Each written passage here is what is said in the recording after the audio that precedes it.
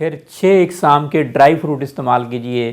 پہلے نمبر پر انجیر ہے، انجیر کے بارے میں اللہ قرآن میں فرما رہے ہیں، تعریف فرما رہے ہیں۔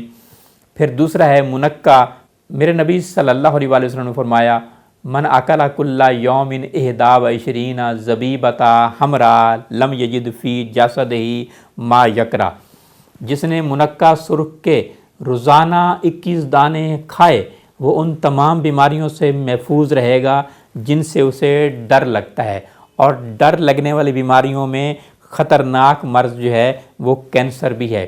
اللہ کے نبی فرما رہے ہیں کان رسول اللہ صلی اللہ علیہ وآلہ وسلم ینکہ لہ زبیبہ، نبی صلی اللہ علیہ وآلہ وسلم کے لیے منکا بھگویا جاتا تھا۔ فیشربہ الیوم والغدا، وہ یہ شربت اس روز پیتے اور اس سے اگلے روز پیتے، وبعد الغد، اور اس سے اگلے روز بھی پیتے، ثم یامر بہ فیسقی، اور بقایا دوسروں کو دے دیتے تھے۔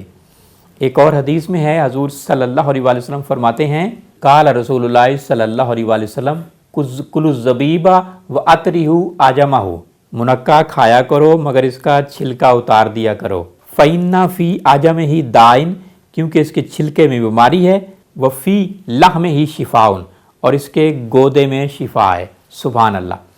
تو 2 فروٹ انجیر اور منکا، تیسرا اخروٹ، چوتھا بادام کڑوا، 5واں مونگ پھلی، اور چھٹا کاجو۔ یہ 6 ڈرائی فروٹ کینسر کے علاج میں بہت مفید ہیں اور مجرب ہیں۔